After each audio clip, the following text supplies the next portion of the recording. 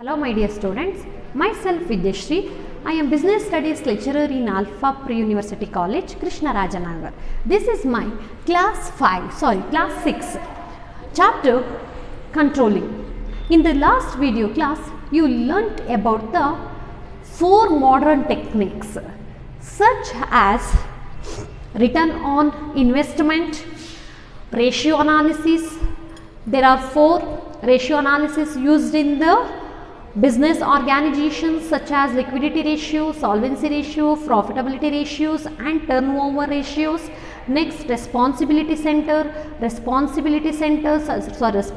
accounting. There are 4 responsibility centers in each departments and divisions such as cost center, revenue center, investment center and profit center.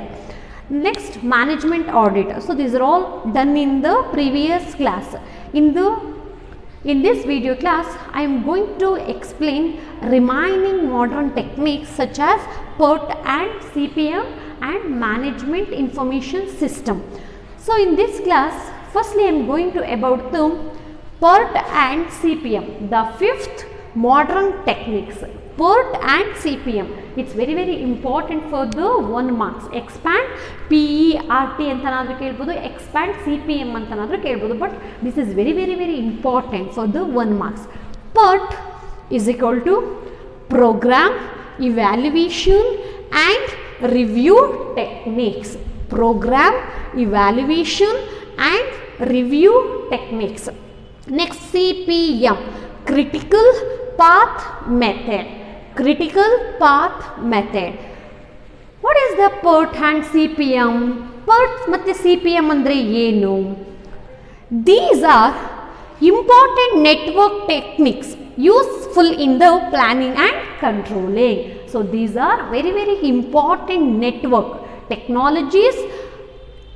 techniques useful in planning and controlling. ಯೋಜಿಸುವಿಕೆ ಮತ್ತು ನಿಯಂತ್ರಿಸುವಿಕೆಯಲ್ಲಿ PERT ಮತ್ತು CPMಗಳು ತುಂಬ ಪ್ರಮುಖವಾದಂತಹ ಜಾಲಬಂಧದ ತಂತ್ರಗಳಾಗಿ ಕೆಲಸವನ್ನು ನಿರ್ವಹಿಸುವಂಥದ್ದು.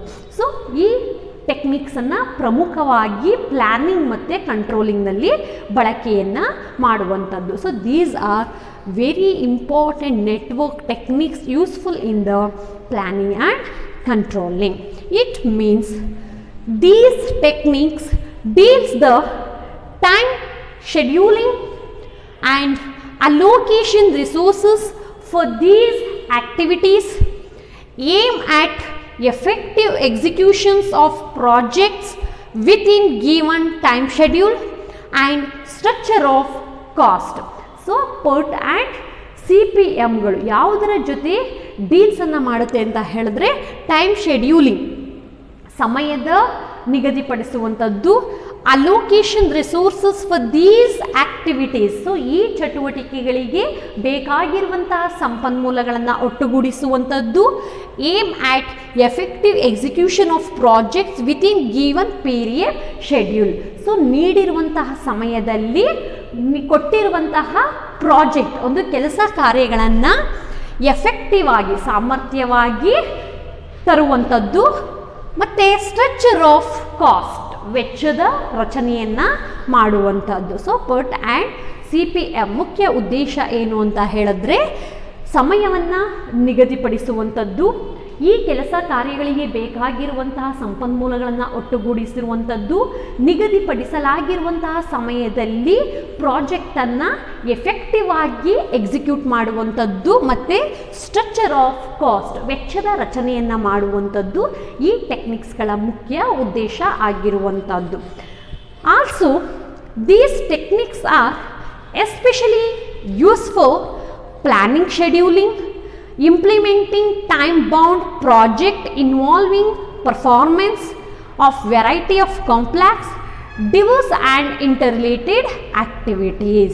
So ಈ PERT ಮತ್ತು CPMಗಳು so ಕಾರ್ಯಕ್ರಮದ ಮೌಲ್ಯಮಾಪನ ಮತ್ತು ವಿಮರ್ಶೆ ಕಾರ್ಯತಂತ್ರ ಮತ್ತು ನಿರ್ಣಾಯಕ ಪಥ ಪದ್ಧತಿ. PERT ಅಂತ ಹೇಳಿದ್ರೆ ಕಾರ್ಯಕ್ರಮದ ಮೌಲ್ಯಮಾಪನ ಮತ್ತು ವಿಮರ್ಶೆ ಕಾರ್ಯತಂತ್ರ, ಕ್ರಿಟಿಕಲ್ ಪಾತ್ ಮೆಥಡ್ ಅಂತ ಹೇಳಿದ್ರೆ ನಿರ್ಣಾಯಕ ಪಥ ಪದ್ಧತಿ. ಸೊ ಈ ಟೆಕ್ನಿಕ್ಸ್ಗಳ ಮುಖ್ಯ ಉದ್ದೇಶ ಏನು ಅಂತ ಹೇಳಿದ್ರೆ ಯೋಜಿಸುವಿಕೆಗೆ ವೇಳಾಪಟ್ಟಿಯನ್ನು ಅನುಸರಿಸುವಂಥದ್ದು, ನಿಗದಿತ ಸಮಯವನ್ನು ನಿಗದಿಪಡಿಸುವಂಥದ್ದು, ವೆಚ್ಚದಲ್ಲಿ ಯೋಜನೆಗಳನ್ನು ಸಾಧಿಸಲು ಉಪಯುಕ್ತವಾಗಿರುವಂತಹ ತಂತ್ರಗಳು ಇವಾಗಿರುವಂಥದ್ದು. So the main objectives of the PERT and CPM ಅಂತ ಹೇಳಿದ್ರೆ ಸಮಯವನ್ನು ನಿಗದಿಪಡಿಸುವಂಥದ್ದು, ಯೋಜನೆಗಳನ್ನು ನಿಗದಿಪಡಿಸುವಂಥದ್ದು, ಈ ಕಾರ್ಯಚಟುವಟಿಕೆಗಳಿಗೆ ಬೇಕಾಗಿರುವಂತಹ ಸಂಪನ್ಮೂಲಗಳನ್ನು ಕ್ರೋಢೀಕರಿಸುವಂಥದ್ದು, ನೀಡಿರುವಂತಹ ಸಮಯದಲ್ಲಿ ಸಾಮರ್ಥ್ಯವಾಗಿ ಪ್ರಾಜೆಕ್ಟನ್ನು ಕಂಪ್ಲೀಟ್ ಮಾಡುವಂಥದ್ದು ಮತ್ತು ವೆಚ್ಚದ ರಚನೆಯನ್ನು ಮಾಡುವಂಥದ್ದು ಈ ತಂತ್ರಗಳ ಮುಖ್ಯ ಉದ್ದೇಶ. These techniques deals in the time scheduling, allocation resources of the activities, aim at effective executions of project within given a period, then structure of cost. So this is the meaning of the PERT and CPM. So ಈ ಎರಡನ್ನ ಪ್ರಮುಖವಾಗಿ ಯೋಜಿಸುವಿಕೆ ಮತ್ತು ನಿಯಂತ್ರಿಸುವಿಕೆಯಲ್ಲಿ ಜಾಲಬಂಧದ ತಂತ್ರಗಳಾಗಿ ಉಪಯೋಗವನ್ನು ಪಡಿಸಿಕೊಳ್ಳುವಂಥದ್ದು. Next, steps in the PERT and CPM. There are 5 steps involved in the PERT and CPM.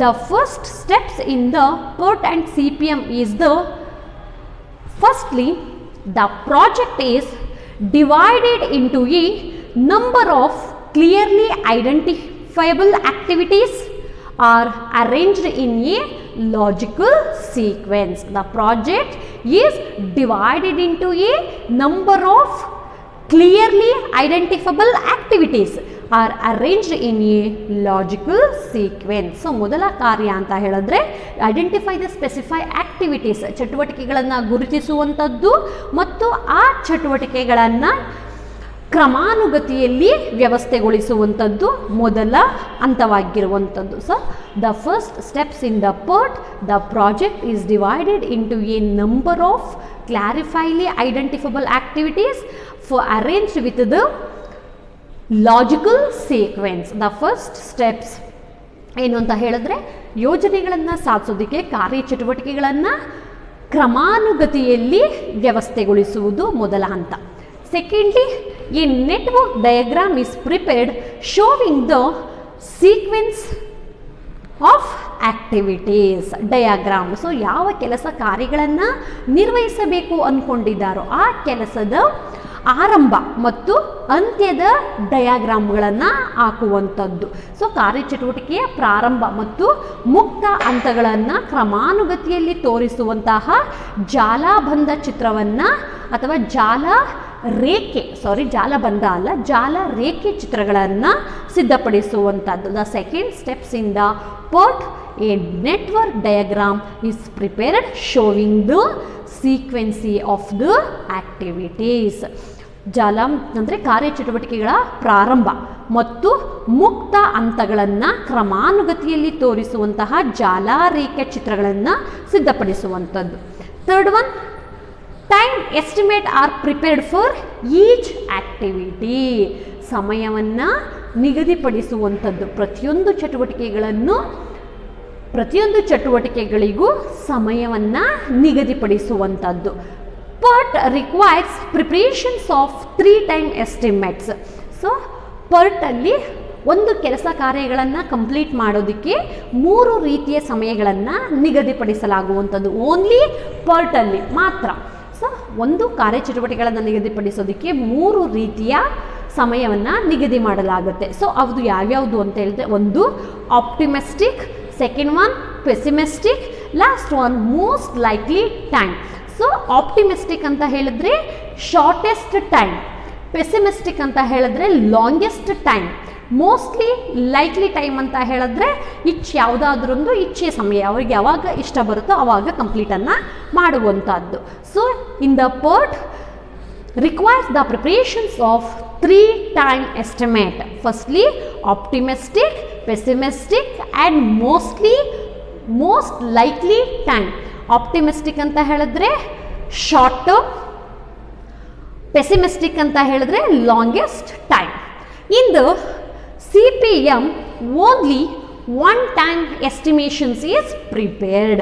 ಪರ್ಟ್ನಲ್ಲಿ 3 ರೀತಿಯ ಸಮಯಗಳನ್ನು ನಿಗದಿಪಡಿಸಿದರೆ CPM ಅಲ್ಲಿ ಓನ್ಲಿ ಒಂದೇ ರೀತಿಯ ಸಮಯವನ್ನು ನಿಗದಿಪಡಿಸುವಂಥದ್ದು. Along with CPM also requires making cost estimates for completions of a project. ಒಂದು ಕೆಲಸವನ್ನು ನಿರ್ವಹಿಸೋದಕ್ಕೆ ಎಷ್ಟು ವೆಚ್ಚ ಆಗ್ಬೋದು ಅಂತಲೂ ಕೂಡ ಏನು ಮಾಡುತ್ತೆ CPM ಅಂದಾಜನ್ನು ಮಾಡುವಂಥದ್ದು. ಪರ್ಟ್ 3 ರೀತಿಯ ಸಮಯವನ್ನು ನಿಗದಿಪಡಿಸಿದರೆ CPM ಕೇವಲ ಒಂದೇ ಒಂದು ರೀತಿಯ ಸಮಯವನ್ನು ನಿಗದಿಪಡಿಸಲಾಗುತ್ತೆ. ಅದರ ಜೊತೆಗೆ ಒಂದು ಚಟುವಟಿಕೆಗಳನ್ನು ಅಥವಾ ಒಂದು ಪ್ರಾಜೆಕ್ಟನ್ನು ಕಂಪ್ಲೀಟ್ ಮಾಡೋದಕ್ಕೆ ಎಷ್ಟು ವೆಚ್ಚ ಆಗುತ್ತೆ ಅಂತಲೂ ಕೂಡ ಇದು ಎಸ್ಟಿಮೇಟನ್ನು ಮಾಡುವಂಥದ್ದು. Only 1 time is estimate, in the PERT 3 times are estimate. ಇನ್ನು 4th step, the most critical path in the network is the longest path. Longest path consists of those activities which are critical of completing the project on time, where no delays can be allowed without delaying the entire project. ಒಂದು ಕಾರ್ಯಚಟುವಟಿಕೆಗಳನ್ನು ಅಥವಾ ಜಾಲಬಂಧದಲ್ಲಿ ದೀರ್ಘ ಪಥಗಳು ಯೋಜನೆಯನ್ನು ಸಕಾಲದಲ್ಲಿ ಪೂರ್ಣಗೊಳಿಸಲು ಚಟುವಟಿಕೆಗಳು ಕ್ರಮಾನುಗತಿಯನ್ನು ಪ್ರತಿನಿಧಿಸುವಂಥದ್ದು. So ಒಂದು ಚಟುವಟಿಕೆ ಇರುತ್ತೆ ಅಥವಾ ಒಂದು ಯೋಜನೆ ಇರುತ್ತೆ, ಆ ಯೋಜನೆಗಳನ್ನು ಸಕಾಲದಲ್ಲಿ ಪೂರ್ಣಗೊಳಿಸೋದಕ್ಕೆ, ಸಕಾಲದಲ್ಲಿ ಅಂತ ಹೇಳಿದ್ರೆ ಸರಿಯಾದ ಸಮಯದಲ್ಲಿ ಪೂರ್ಣಗೊಳಿಸೋದಕ್ಕೆ ಏನು ಚಟುವಟಿಕೆಗಳಿದೆ ಆ ಚಟುವಟಿಕೆಗಳನ್ನು ಕ್ರಮಾನುಗತಿಯಲ್ಲಿ ಪ್ರತಿನಿಧಿಸುವಂಥದ್ದು. The 4 steps in the PERT and CPM, the most critical path in the network is the longer path. Longer path consists of those activities which are critical for completed the project on time, where no delays can be allowed without delaying the entire project. So 4th steps ಏನು ಹೇಳುತ್ತೆ ಅಂತ ಹೇಳಿದ್ರೆ, ಜಾಲಬಂಧದಲ್ಲಿ ದೀರ್ಘಪಥದಲ್ಲಿ ಯೋಜನೆಗಳನ್ನು ಸಕಾಲದಲ್ಲಿ ಪೂರ್ಣಗೊಳಿಸಲು ಚಟುವಟಿಕೆಗಳು ಕ್ರಮಾನುಗತಿಯಲ್ಲಿ ಪ್ರತಿನಿಧಿಸಬೇಕು ಅಂತ ಹೇಳುತ್ತೆ. In the last steps in the PERT and CPM, it's required the plan is modified so that executions and timely completions of project is under control. ಯೋಜನೆಗಳನ್ನು ಸಕಾಲದಲ್ಲಿ ಪೂರ್ಣಗೊಳಿಸಲು ಯೋಜನೆಗಳನ್ನು ಬದಲಾವಣೆಯನ್ನು ಮಾಡುವಂಥದ್ದು. ಯೋಜನೆಗಳನ್ನು ಏನು ಅಂದ್ಕೊಂಡಿರ್ತೀವೋ ಆ ಕೆಲಸಗಳನ್ನು ಸಕಾಲದಲ್ಲಿ ಪೂರ್ಣಗೊಳಿಸಲು ಯೋಜನೆಗಳನ್ನು ಬದಲಾವಣೆಗಳನ್ನು ಮಾಡುವಂಥದ್ದು. ಯೋಜನೆಗಳು ಏನಿದೆ ಆ ಯೋಜನೆಗಳನ್ನು ಬದಲಾಯಿಸುವಂಥದ್ದು. ಸೊ ಯಾವಾಗ ಆ ಯೋಜನೆಯಿಂದ ಒಂದು ಕೆಲಸ ಕಾರ್ಯದ ಚಟುವಟಿಕೆ ಡಿಲೇ ಆಗುತ್ತೋ ಆ ಯೋಜನೆಯನ್ನು ಚೇಂಜ್ ಮಾಡುವಂಥದ್ದು. ಸೊ ಆ ಯೋಜನೆ ಯಾವ ರೀತಿ ಇರಬೇಕು ಅಂತ ಹೇಳಿದ್ರೆ, ಸಕಾಲದಲ್ಲಿ ಯೋಜನೆ ಕಂಪ್ಲೀಟ್ ಆಗಬೇಕು, ಆ ರೀತಿ ಬದಲಾವಣೆಗಳನ್ನು ತರುವಂಥದ್ದು. It's required a plan is modified so that executions and timely completions of project is under control. ಯೋಜನೆಗಳನ್ನು ಸಕಾಲದಲ್ಲಿ ಪೂರ್ಣಗೊಳಿಸಲು ಯೋಜನೆಗಳನ್ನು ಬದಲಾವಣೆಗಳನ್ನು ಮಾಡುವಂಥದ್ದು, ಯೋಜನೆಗಳಲ್ಲಿ ಬದಲಾವಣೆಗಳನ್ನು ಮಾಡುವಂಥದ್ದು. So these are some important steps involved in the PERT and CPM. So first steps ಯಾವುದು? The project is divided into a number of clearly identifiable activities are arranged in a logical sequence. ಯೋಜನೆಯನ್ನು ಸಾಧಿಸಲು ಕಾರ್ಯಚಟುವಟಿಕೆಗಳನ್ನು ಕ್ರಮಾನುಗತಿಯಲ್ಲಿ ವ್ಯವಸ್ಥೆಗೊಳಿಸುವಂಥದ್ದು. Secondly, a network diagram is prepared showing the sequence of activities. ಒಂದು ಕಾರ್ಯಚಟುವಟಿಕೆಗಳನ್ನು ಪ್ರಾರಂಭದ ಮತ್ತು ಮುಕ್ತ ಹಂತಗಳನ್ನು ಕ್ರಮಾನುಗತಿಯಲ್ಲಿ ತೋರಿಸುವಂತಹ ಜಾಲರೇಖೆಗಳನ್ನು ಸಿದ್ಧಪಡಿಸುವಂಥದ್ದು, ಜಾಲರೇಖಾ ಚಿತ್ರಗಳನ್ನು ಸಿದ್ಧಪಡಿಸುವಂಥದ್ದು. Next, time estimations are prepared for each activity. ಪ್ರತಿಯೊಂದು ಕೆಲಸ ಕಾರ್ಯಗಳಿಗೂ ಸಮಯವನ್ನು ನಿಗದಿಪಡಿಸುವಂಥದ್ದು. Third step. ಸೊ ಪರ್ಟಲ್ಲಿ 3 ರೀತಿಯ ಟೈಮ್ ಎಸ್ಟಿಮೇಟ್ಸ್ ಆಗುತ್ತೆ. ಒಂದು ಆಪ್ಟಿಮಿಸ್ಟಿಕ್ಕು, ಪೆಸಿಮಿಸ್ಟಿಕ್ಕು ಮತ್ತು ಮೋಸ್ಟ್ ಲೈಕ್ಲಿ ಟೈಮ್. ಆಪ್ಟಿಮಿಸ್ಟಿಕ್ ಅಂತ ಹೇಳಿದ್ರೆ ಶಾರ್ಟೆಸ್ಟ್ ಟೈಮು, ಪೆಸಿಮಿಸ್ಟಿಕ್ ಅಂತ ಹೇಳಿದ್ರೆ longest time, most likely time ಅಂತ ಹೇಳಿದ್ರೆ ಯಾವಾಗ ಅದನ್ನು ಮುಗಿಸ್ಬೇಕು ಅಂದ್ಕೊಂಡಿರ್ತಾರೋ ಆವಾಗ ಕಂಪ್ಲೀಟ್ ಮಾಡುವಂಥದ್ದು. So in the CPM only one time estimate is prepared along with the require making cost estimates completions of a project. ಒಂದು ಕೆಲಸ ಕಾರ್ಯಗಳನ್ನು ನಿರ್ವಹಿಸೋದಕ್ಕೆ ಎಷ್ಟು ವೆಚ್ಚ ಆಗುತ್ತೆ ಅನ್ನೋದನ್ನು ಕೂಡ PERT ಎಸ್ಟಿಮೇಟನ್ನು ಮಾಡುವಂಥದ್ದು. In the fourth steps, the most critical path in the network is the longer path. Longest path consists of those activities which are critical for completing the project on the time, which no delay can be allowed without delaying the entire project. So ಜಾಲಬಂಧದಲ್ಲಿ ದೀರ್ಘ ಪಥಗಳು ಯೋಜನೆಗಳನ್ನು ಸಕಾಲದಲ್ಲಿ ಪೂರ್ಣಗೊಳಿಸಲು ಚಟುವಟಿಕೆಗಳನ್ನು ಕ್ರಮಾನುಗತಿಯಲ್ಲಿ ಪ್ರತಿನಿಧಿಸುವಂಥದ್ದು. So ಏನು ಚಟುವಟಿಕೆಗಳಿದೆ ಆ ಚಟುವಟಿಕೆಗಳನ್ನು ಪೂರ್ಣಗೊಳಿಸೋದಕ್ಕೆ ಆ ಚಟುವಟಿಕೆಗಳನ್ನು ಕ್ರಮಾನುಗತಿಯಲ್ಲಿ ಸಿದ್ಧಪಡಿಸುವಂಥದ್ದು. Last one, it requires the plan is modified so that executions and timely completions of a project is under control. The last step ಏನು ಹೇಳುತ್ತೆ ಅಂತ ಹೇಳಿದ್ರೆ ಯೋಜನೆಗಳನ್ನು ಸಕಾಲದಲ್ಲಿ ಪೂರ್ಣಗೊಳಿಸಲು, ಸಕಾಲ ಅಂತ ಹೇಳಿದ್ರೆ ಸರಿಯಾದ ಸಮಯದಲ್ಲಿ ಮುಗಿಸಲು ಏನು ಯೋಜನೆಗಳಿದೆ ಆ ಯೋಜನೆಗಳಲ್ಲಿ ಬದಲಾವಣೆಗಳನ್ನು ತರುವಂಥದ್ದು. So these are some important steps involve the PERT and CPM.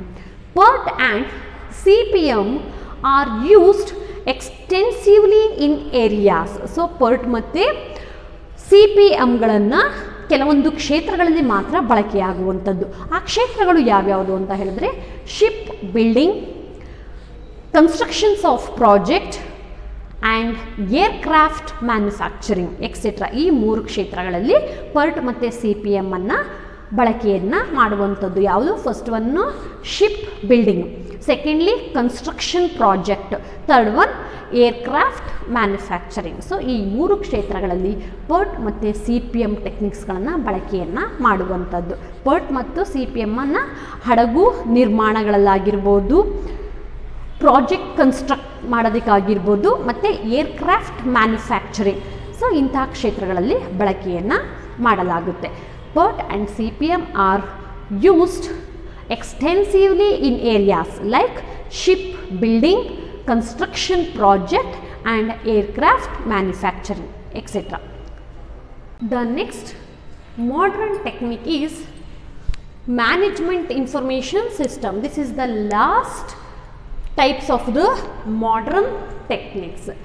MIS, this is short term ಅಲ್ಲಿ ಹೇಳಬೇಕು ಅಂತ ಹೇಳಿದ್ರೆ MIS, ಮ್ಯಾನೇಜ್ಮೆಂಟ್ ಇನ್ಫಾರ್ಮೇಷನ್ ಸಿಸ್ಟಮ್, ನಿರ್ವಹಣಾ ಮಾಹಿತಿ ಪದ್ಧತಿ ಅಂತೇಳಿ ಕರೆಯುವಂಥದ್ದು.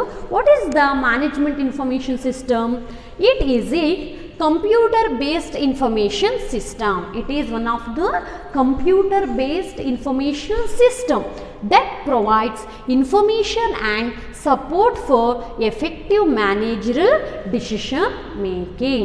So ನಿರ್ವಹಣಾ ಮಾಹಿತಿ ಪದ್ಧತಿಯು ಕಂಪ್ಯೂಟರ್ ಆಧಾರಿತ ವ್ಯವಸ್ಥೆಯಾಗಿದ್ದು ವ್ಯವಸ್ಥಾಪಕನಿಗೆ ಪರಿಣಾಮಕಾರಿಯಾಗಿ ನಿರ್ವಹಣೆಯ ನಿರ್ಧಾರದ ಪ್ರಕ್ರಿಯೆಗೆ ಮಾಹಿತಿಯನ್ನು ಒದಗಿಸುವಂಥದ್ದು. ಸೊ ಒಬ್ಬ ವ್ಯವಸ್ಥಾಪಕನಿಗೆ ಅಥವಾ ಒಬ್ಬ ನಿರ್ವಾಹಕನಿಗೆ ನಿರ್ವಹಣೆಯ ಕೆಲಸ ಕಾರ್ಯಗಳನ್ನು ನಿರ್ವಹಿಸಲು ತೆಗೆದುಕೊಳ್ಳುವಂತಹ ನಿರ್ಧಾರಗಳಿಗೆ ಮಾಹಿತಿಗಳನ್ನು ಒದಗಿಸುವಂಥದ್ದು. ಅದನ್ನು ನಾವು ಮ್ಯಾನೇಜ್ಮೆಂಟ್ ಇನ್ಫಾರ್ಮೇಷನ್ ಸಿಸ್ಟಮ್ ಅಂತೇಳಿ ಕರೆಯುವಂಥದ್ದು. It is one of the computer based information system, computer ಆಧಾರಿತ ವ್ಯವಸ್ಥೆ ಆಗಿರುವಂಥದ್ದು. ಸೊ ವ್ಯವಸ್ಥಾಪಕನಿಗೆ ಬೇಕಾಗಿರುವಂತಹ ನಿರ್ವಹಣಾ ಮಾಹಿತಿಗಳನ್ನು ನಿರ್ಧಾರವನ್ನು ತೆಗೆದುಕೊಳ್ಳೋದಕ್ಕೆ ಪ್ರೊವೈಡನ್ನು ಮಾಡುವಂಥದ್ದು ಇದರ ಮುಖ್ಯ ಉದ್ದೇಶ. So management information system is a computer based information system that provides information and support for the effective managerial decision making. So every decision maker requires up to date, accurate and timely information. Each and every decision maker requires up to date information, accurate information and timely information. So these are all provided by the management information system. MIS also provides the required information for the every managers. It is one of the important communications tools for the managers. So ಇದು ಒಂದು ಪ್ರಮುಖವಾಗಿ ಸಂವಹನವನ್ನು ನಡೆಸೋದಕ್ಕೆ ಬೇಕಾಗಿರುವಂತಹ ಒಂದು tool ಅಂತೇಳಿ ನಾವು consider ಮಾಡ್ಬೋದು. So overall management information system is a computer based information system that provides information and support for effective managerial decision making. ಒಂದು ವ್ಯವಹಾರ ಸಂಸ್ಥೆಯಲ್ಲಿ ನಿರ್ವಹಣಾ ಮಾಹಿತಿ ವ್ಯವಸ್ಥೆಯು ಕಂಪ್ಯೂಟರ್ ಆಧಾರಿತ ವ್ಯವಸ್ಥೆಯಾಗಿದ್ದು ವ್ಯವಸ್ಥಾಪಕನಿಗೆ ಪರಿಣಾಮಕಾರಿಯಾಗಿ ನಿರ್ವಹಣೆಯಲ್ಲಿ ನಿರ್ಧಾರಗಳನ್ನು ತೆಗೆದುಕೊಳ್ಳೋದಕ್ಕೆ ಬೇಕಾಗಿರುವಂತಹ ಮಾಹಿತಿಯನ್ನು ಒದಗಿಸೋದಕ್ಕೆ ನಾವು ಮ್ಯಾನೇಜ್ಮೆಂಟ್ ಇನ್ಫಾರ್ಮೇಷನ್ ಸಿಸ್ಟಮ್ ಅಂತೇಳಿ ಕರೆಯುವಂಥದ್ದು. ಸೊ ಈ ಸಿಸ್ಟಮ್ ಏನು ಮಾಡುತ್ತೆ, ಒಬ್ಬ ನಿರ್ವಾಹಕ ನಿರ್ವಹಣೆಯ ಕುರಿತಾಗಿ ತೆಗೆದುಕೊಳ್ಳುವಂತಹ ನಿರ್ಧಾರಗಳಿಗೆ ಬೇಕಾಗಿರುವಂತಹ ಮಾಹಿತಿಗಳನ್ನು ಒದಗಿಸುವಂಥದ್ದು. So every decision maker requires up to date information, accurate information and timely informations for the taking decision. So this are all provided by the management information system. So MIS is very important communications tool for the managers. Next, advantages of the management information system. ನಿರ್ವಹಣಾ ಮಾಹಿತಿ ವ್ಯವಸ್ಥೆಯ ಅನುಕೂಲಗಳು ಯಾವ್ಯಾವುದು ಅಂತ ಹೇಳಿ, this provides the following advantages to the manager. So ಯಾರಿಗೆ advantages MIS ಇಂದ to the managers, ಒಬ್ಬ ಸಂಸ್ಥೆಯ ನಿರ್ವಾಹಕನಿಗೆ MIS ಹಲವಾರು ಅನುಕೂಲಗಳನ್ನು ಒದಗಿಸುವಂಥದ್ದು. ಸೊ ಹಾಗಾದರೆ ಆ ಅನುಕೂಲಗಳು ಯಾವ್ಯಾವುದು? First one, it provides only relevant informations to the managers. The first advantages to the manager, MIS provides only relevant informations to the managers. So ಈ ವ್ಯವಸ್ಥೆಯು ಒಬ್ಬ ನಿರ್ವಾಹಕನಿಗೆ ಬೇಕಾಗಿರುವಂತಹ ಪ್ರಮುಖವಾದ ಮಾಹಿತಿಗಳನ್ನು ಒದಗಿಸುವಂಥದ್ದು, ಅವಶ್ಯಕತೆ ಇರುವಂತಹ ಮಾಹಿತಿಗಳನ್ನು ಮಾತ್ರ ಪ್ರೊವೈಡ್ ಮಾಡುವಂಥದ್ದು. Secondly, it facilitate collection, management and disseminations ಅಂದರೆ ಏನು? ಪ್ರಸಾರ ಮಾಡುವಂಥದ್ದಾಗಿರಬೇಕು ಅಥವಾ ಸ್ಪ್ರೆಡ್, ಹರಡುವಿಕೆ ಅಂತೇಳಿ ಕರೆಯುವಂಥದ್ದು. ಡಿಸೆಮಿನೇಷನ್ಸ್ ಅಂತ ಹೇಳಿದ್ರೆ ಪ್ರಸಾರ ಅಥವಾ ಹರಡುವಿಕೆ, ಸ್ಪ್ರೆಡ್ ಅಂತೇಳಿ ಕರೆಯುವಂಥದ್ದು. Spread of information at different levels of the management. So ಈ ವ್ಯವಸ್ಥೆಯು ಮಾಹಿತಿಗಳನ್ನು ಸಂಗ್ರಹಿಸುವುದಕ್ಕೆ ಮತ್ತು ಮಾಹಿತಿಗಳನ್ನು ಎಲ್ಲ ಹಂತಗಳಿಗೂ ಸ್ಪ್ರೆಡ್, ಹರಡುವಿಕೆಗೆ ಸಹಾಯವನ್ನು ಮಾಡುವಂಥದ್ದು. This facilitate collection, management and dissemination of information at different levels of the organisations or different levels of the management. Next, it support planning, decision making and controlling at all the levels. So ಈ ವ್ಯವಸ್ಥೆಯು ಯೋಜಿಸುವಿಕೆಗೆ, ನಿರ್ಧಾರವನ್ನು ತೆಗೆದುಕೊಳ್ಳುವಿಕೆಗೆ ಮತ್ತು ನಿಯಂತ್ರಿಸುವಿಕೆಗೆ ಬೆಂಬಲಗಳನ್ನು ನೀಡುವಂಥದ್ದು. ಎಲ್ಲ ಹಂತಗಳಲ್ಲಿಯೂ ಕೂಡ ಯೋಜಿಸುವಿಕೆ, ನಿಯಂತ್ರಿಸುವಿಕೆ ಮತ್ತು ನಿರ್ಧಾರವನ್ನು ತೆಗೆದುಕೊಳ್ಳೋದಕ್ಕೆ ಬೆಂಬಲವನ್ನು ನೀಡುವಂಥದ್ದು.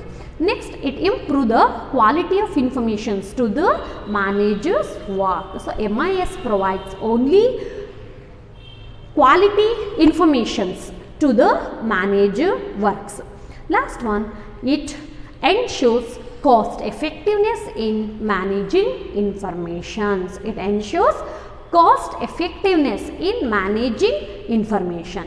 Lastly, it reduces information overloaded on the managers. It's only provide relevant informations to the managers. So ಈ ವ್ಯವಸ್ಥೆಯು ನಿರ್ವಾಹಕನಿಗೆ ಬೇಕಾಗಿರುವಂತಹ ಮಾಹಿತಿಗಳನ್ನು ಮಾತ್ರ ಒದಗಿಸುತ್ತದೆ, ಬೇಡದೇ ಇರುವಂತಹ ಮಾಹಿತಿಗಳನ್ನು ಕಡಿಮೆಯನ್ನು ಮಾಡುವಂಥದ್ದು. It reduce information overload on the managers. It's provided only relevant informations to the manager. So these are some important advantages provided by the management information systems to the managers. So ಯಾವ್ಯಾವುದು? First one, MIS provides only relevant informations to the managers. Then it facilitates collection, management and dissemination of informations at different levels of the management. It supports planning, decision making and controlling at all the levels. It improves quality of informations to the manager's work. it ensures cost effectiveness in managing information. Last, it reduces information overloaded to the managers. It's only providing relevant information to the manager. So these are some important advantages of the MIS to the managers. So ಇಲ್ಲಿಗೆ ಈ chapter complete ಆಗುತ್ತೆ.